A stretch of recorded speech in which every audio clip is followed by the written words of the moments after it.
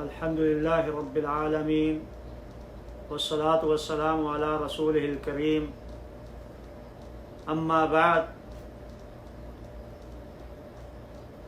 فقد قال اللہ عز وجل بعد اعوذ باللہ من الشیطان الرجیم امن خلق السماوات والارض وانزل من السماء ماء فانبتنا به حدائق ذات بہجہ ما كان لكم أن تنبتوا شجرها أإله مع الله بل هم قوم يعدلون۔ آج 20 رمضان 1441 بروز بدھ 20ویں پارے کا خلاصہ آپ کے سامنے پیش خدمت ہے۔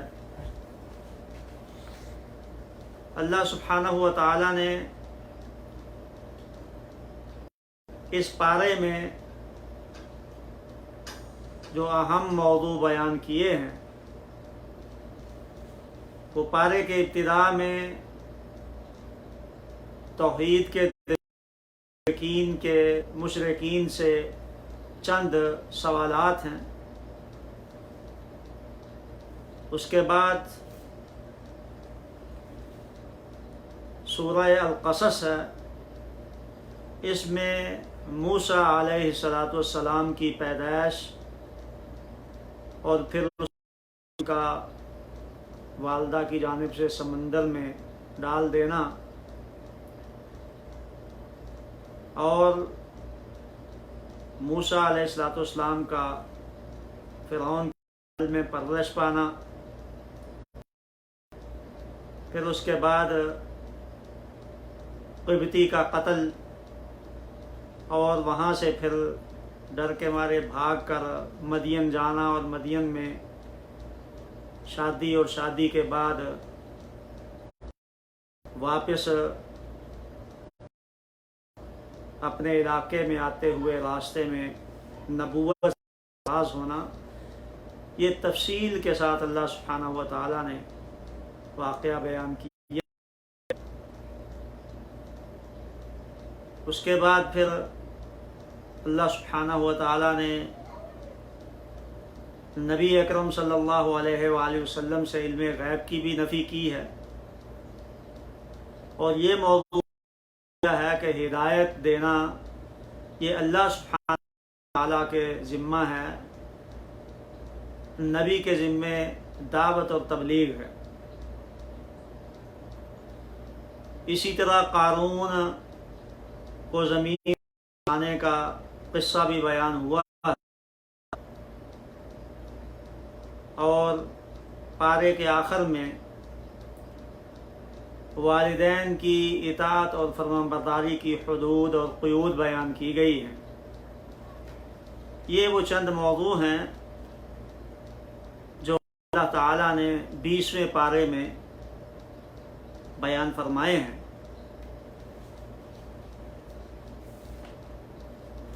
میں ہم چند ایک کی تفصیل بیان کرنے کی کوشش کرتے ہیں۔ پارے کے ابتدا میں اللہ سبحانہ و تعالی نے مشرکین مکہ سے چند ایک سوال کیے ہیں اور ہر اس سے سوال کیے ہیں جو اللہ کے علاوہ کسی اور کو اپنا معبود مانتا ہے، اس کی عبادت کرتا ہے، اس کے سامنے جو ہے وہ اس کے لیے مانتا ہے۔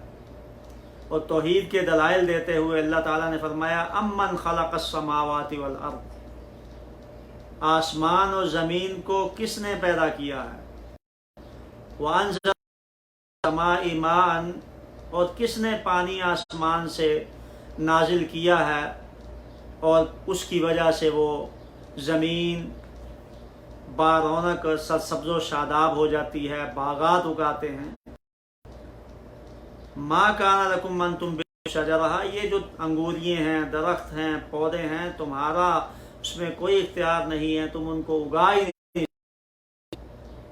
اور پھر سبحانہ و تعالیٰ نے سوال کیا الہ مع، یہ کہ اللہ کے علاوہ اللہ کے ساتھ کوئی اور بھی ہے معبود جس نے یہ کام کیا ہو؟ تو اللہ تعالیٰ نے سے پوچھا بھی ہے اور دلیل بھی دی ہے کہ جب نہیں ہے تو پھر عبادت کے لائق صرف اور صرف وہ اللہ وحدہ لا شریک ہے۔ پھر اللہ سبحانہ و تعالیٰ نے فرمایا بھئی امن جعل الارض قرارا، یہ زمین جو ہے کس نے دیا ہے؟ قرار گاہ کس نے بنایا ہے؟ آج تم بڑی بڑی اونچی جو ہے وہ لمبی لمبی بلڈنگیں قائم کر لیتے ہو، اور پھر اللہ سبحانہ و تعالیٰ کبھی کبھار کسی نہ کسی علاقے میں اپنی نشانی دکھاتا ہے، چند سیکنڈ کے لیے زمین کو ہلاتا ہے تو زلزلہ بپا ہو جاتا ہے، بڑی جو ہے وہ تو عمارتیں ہیں اونچی وہ زمین بوس ہو جاتی ہیں، زمین پر آ گرتی ہیں اور زمین پر چلنا مشکل ہو جاتا ہے، کوئی چیز چل نہیں سکتی، اگر چلنے کی کوشش کرتی ہے تو گاڑی ہو تو ٹکرا جاتی ہے، بندے ہو تو زمین پر گر جاتے ہیں زلزلے میں۔ تو اللہ نے فرمایا کہ کون ہے جس نے زمین کو یہ قرارگاہ بنا دیا ہے، ٹھہری ہوئی ہے، کوئی ہل جل نہیں رہی۔ وَجَعَلَ خِلَالَهَا أَنْهَارًا، اور اس کے زمین کے درمیان جو ہے وہ نہریں جاری ہیں۔ وَجَعَلَ اس کو پہاڑ بھی اس میں بنا دیے ہیں۔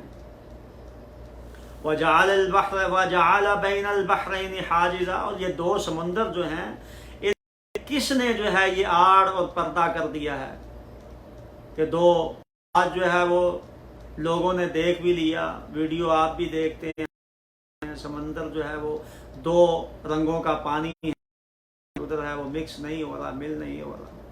اور اللہ نے ایک جگہ پہ یہ بھی فرمایا ھذا عذب، اور یہ جو میٹھا ہے اور ایک جو ہے وہ بالکل کڑوا ہے، دونوں آپس میں ملتے نہیں ہیں، دونوں کے درمیان یہ آڑ کس نے بنا رکھی ہے؟ وہ اللہ سبحانہ و تعالیٰ۔ تو یہ توحید کی دلیل ہے اس بات کی کہ اللہ کے علاوہ کوئی اور، اللہ کے ساتھ کوئی اور معبود نہیں ہے۔ اَإِلَٰهٌ مَّعَ اللَّهِ بَلْ أَكْثَرُهُمْ لَا يَعْلَمُونَ، اکثر کو اس بات کا علم نہیں۔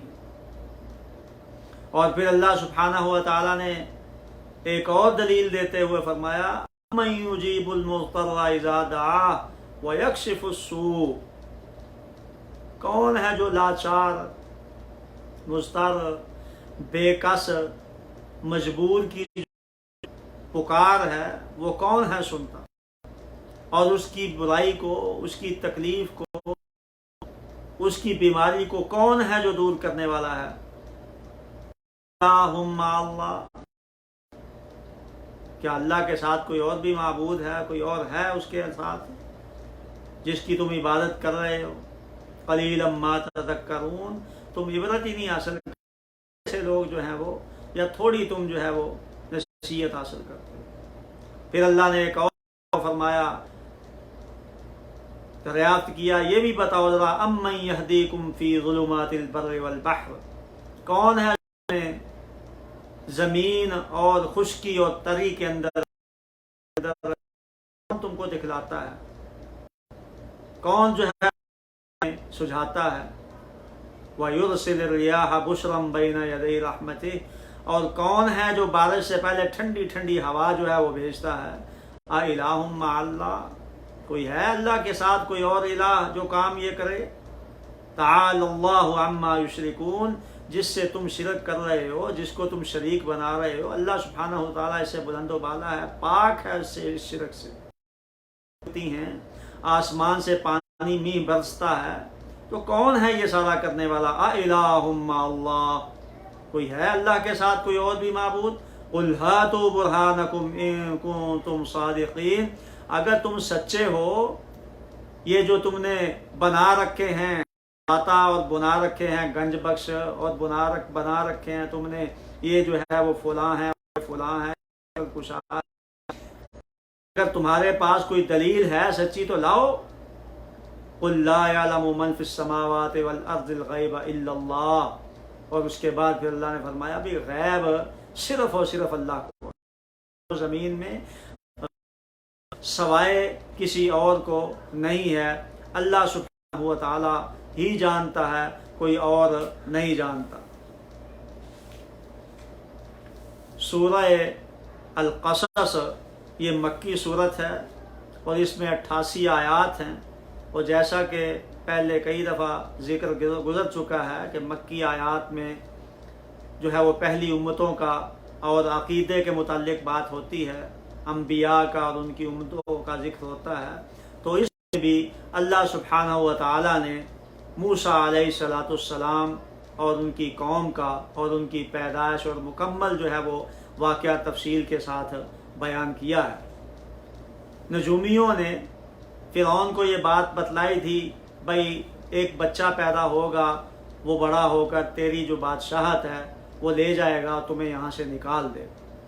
تو اس نے کیا کیا، اس نے حکم دے دیا، آرڈر، بھائی بچوں کو اگر بیٹا ہوتا ہے جس کا بھی بنی اسرائیل کا تو اس کو قتل کر دیا جائے، لڑکیوں کو زندہ چھوڑ دیا جائے۔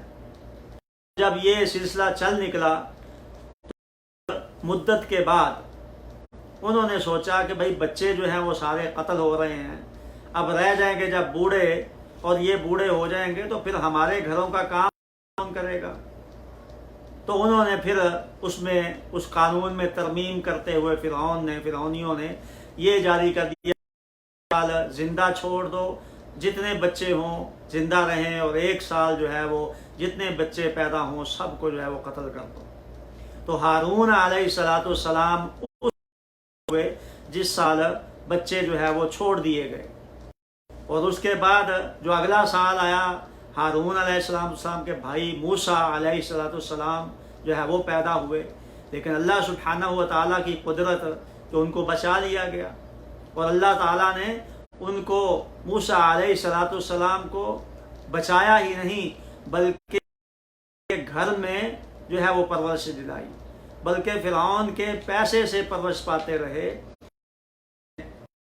جب تجھے کہ وہ آ گئے ہیں قتل کرنے کے لیے تو پھر اس کو سمندر دریا میں ڈال دو، اور غم نہ کرنا، بالکل پریشان نہ ہونا، کوئی خوف نہ کرنا کہ یہ جو ہے وہ مر جائے گا اور یہ ہو جائے گا، کوئی نہیں ہے اس کا، اِنَّا رَادُّوهُ إِلَيْكِ، ہم اس کو تیرے پاس واپس لے آئیں گے۔ اللہ تعالیٰ نے موسیٰ علیہ السلام کو، موسیٰ کو یہ ان کے دل میں بات ڈال دی کہ یہ واپس بھی آ جائے گا، وَجَعَلُوهُ مِنَ الْمُرْسَلِينَ، اور ہم جو ہے اس کو پیغمبر بھی بنا دیں گے۔ تو کیا کیا انہوں نے، جب وہ آئے تلاش کرتے کرتے پتہ چل گیا تو انہوں نے ایک تابوت میں ڈال کر سمندر میں ڈال دیا، کہ دریا کے اندر، دریائے نیل کے کنارے پہ رہتے تھے وہ، تو انہوں نے ڈال دیا وہاں پر۔ اب دریائے نیل میں جب ڈال تو موسیٰ اس تابوت میں علیہ السلام بچپن میں بچے تھے، وہ اس پہ تیرتا ہوا تابوت جب فرعون کے محل کے پاس سے گزرا، انہوں نے اٹھا لیا، بھائی اس تابوت کے اندر کیا ہے، دیکھا، کھولا، دیکھا تو ایک خوبصورت بچہ تھا۔ اب بچے کو اٹھا کے محل میں لے گئے، اب انہوں نے کہا کہ بھائی اس کو اپنا بچہ بنا لیتے ہیں، پتہ نہیں کس کا ہے، جس کا بھی ہے۔ اللہ تعالیٰ نے اس کا ذکر کرتے ہوئے فرمایا فَالْتَقَطَهُ آلُ فِرْعَوْنَ لِيَكُونَ لَهُمْ عَدُوًّا وَحَزَنًا۔ تو اللہ سبحانہ و تعالیٰ نے یہاں پر یہ بات بیان کی ہے کہ فرعون کو اس بات کا علم نہیں تھا کہ یہ ہمارا ہے، تو اس نے اٹھا لیا۔ اللہ نے کہا ہے لِيَكُونَ لَهُمْ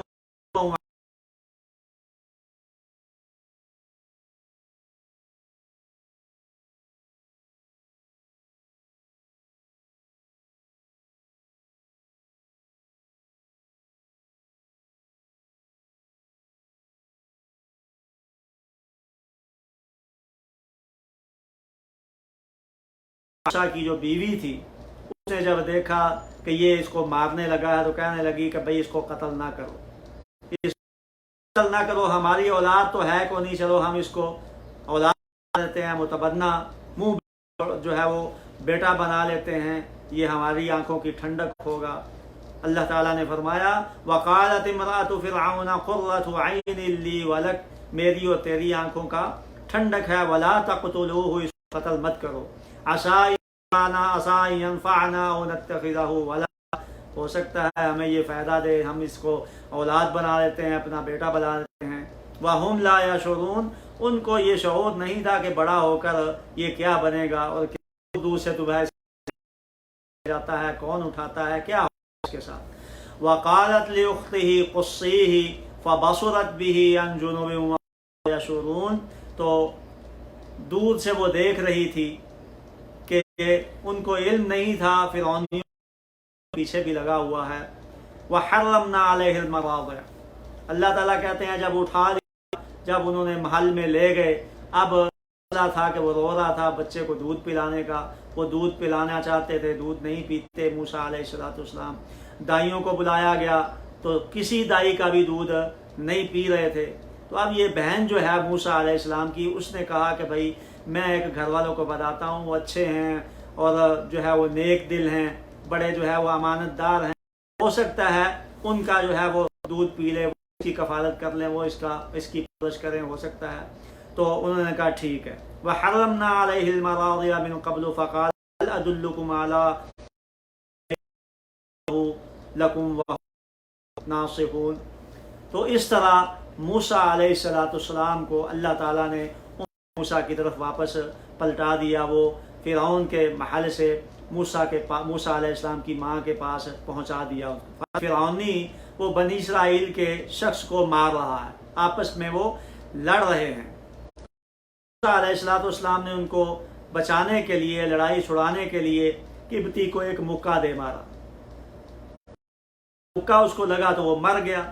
मूसा अलैहिस्सलाम परेशान हो गए। तो इसका जिक्र करते हुए अल्लाह फरमाते हैं वदखलल मदीनता अला हीन गफलतिन मिन अहलिहा फवजद फीहा रजुलैन यक़ततिलान हाज़ा मिन शियअतिही व हाज़ा मिन अदुव्वी। वो दुश्मन था किब्ती और ये बनी इस्राइल में से था, तो उन्होंने मदद की। फ़वक़ज़हु मूसा फ़क़ज़ा अलैहि, तो मूसा अलैहिस्सलाम ने उसको मुक्का मारा तो वो मर गया। कहने लगे हाज़ा मिन अमल शैतान, ये तो एक शैतानी अमल है। इन्नहु अदुव्वुम मुदिल्लुम मुबीन, शैतान बड़ा ही गुमराह जो है वो और वाज़े दुश्मन है, गुमराह कर देने वाला है। तो उन्होंने कहा रब्बी इन्नी ज़लमतु नफ्सी। उसके बाद फिर दूसरे दिन ऐसा ही हुआ, एक किब्ती था और एक बनी इस्राइली था, दोनों लड़ रहे थे। फिर मूसा अलैहिस्सलाम ने जो है वो उसको पकड़ने छुड़ाने की कोशिश की। वो जो किब्ती था उसने पहले देखा था कि दिया छुड़ाते छुड़ाते, तब वो कहने लगा भी आज तू, इस तरह लोगों को पता चल गया। तो मूसा अलैहिस्सलाम परेशान हो गए। अब उन्होंने फैसला किया कि मूसा को पकड़ कर कत्ल कर दें। तो इस तरह वो जो है वो डरना शुरू हो गए और डरते डरते वहाँ पे छुपते रहे, हत्ता कि एक शख्स जो फ़िरौनियों में से था, उनको जब इस साजिश का पता चला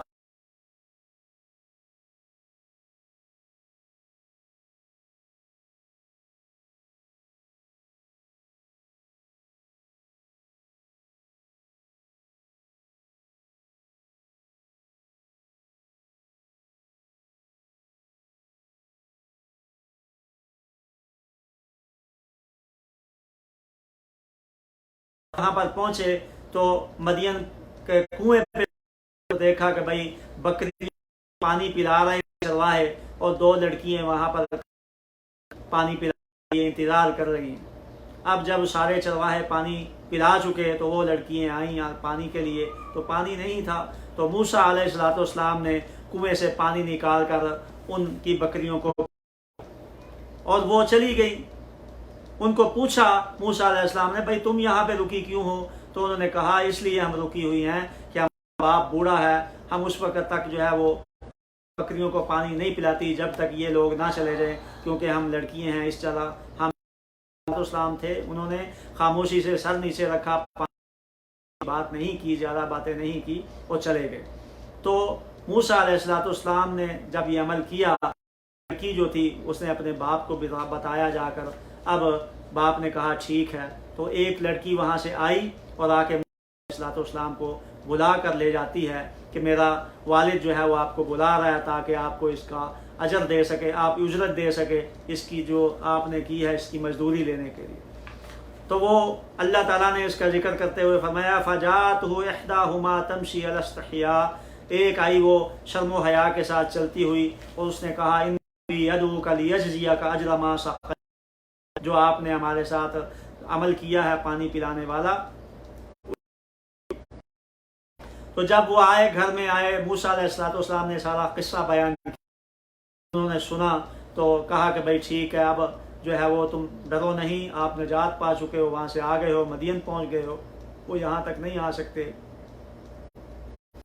تو ایک لڑکی نے کہا کہ ان کو اب مزدوری دے دیجئے، تو باپ نے کہا بھائی میں تجھے مزدور رکھنا چاہتا ہوں، مزدوری تیرے کیا ہوگی کہ دونوں لڑکیوں میں سے ایک کا تیرے ساتھ نکاح کر دیا جائے گا، اور اس کے لیے تمہیں میرے ساتھ جو ہے وہ اللہ تعالیٰ نے یہاں پر یہ بات یہ فرمایا قال انی اريد ان انکحک احدی ابنتی ان تأجرنی ثمانیہ حجج۔ اس کے بعد پھر موسیٰ علیہ السلام جب یہ 8 سال جو ہے وہ مکمل کر لیے، جب انہوں نے مزدوری پوری کر لی تو واپس کہ چلے ہم چلتے ہیں اپنے علاقے میں، رشتہ داروں سے مل لیں گے، بیوی کو ساتھ لے کر، بکریوں کو ساتھ لے کر، جو ان کا مال تھا ساتھ۔ تو راستے میں وہاں پر جو ہے وہ اللہ سبحانہ و تعالیٰ نے ان کو ایک آگ دکھائی، اور وہ آگ دیکھ کر چل پڑے۔ تو وہاں پھر اللہ سبحانہ و تعالیٰ کی اطاعت اور فرمان برداری کا بیان کیا ہے، اس کی حدود کیا ہونی چاہیے، اس کی قیود کیا ہونی چاہیے۔ تو اللہ سبحانہ و تعالیٰ نے کئی جگہ پر والدین کی فرمان برداری، اطاعت اور صلہ رحمی کا اپنے عبادت کے ساتھ ذکر کیا ہے، اپنی عبادت کے ساتھ ذکر کیا ہے کہ اس کا بہت بڑا اجر ہے، یہ بہت بڑا جو ہے وہ کام ہے، مقام اور مرتبہ ہے اس کا۔ اس لیے اپنی انسان کہا ہے، یہ نہیں کہا مسلمان یا مومن، بلکہ انسان کہا ہے۔ تو انسان کوئی بھی ہو، مسلمان ہو، کافر ہو، اس کو اپنے والدین کے ساتھ حسن سلوک کرنے کی اللہ تعالیٰ نے حکم دیا ہے۔ لیکن آیا کیا ایک مسلمان اولاد جو ہے وہ اپنے کافر والد کی، کافرہ والدہ کی بات کو بھی مسلمان کی مانتی ہے؟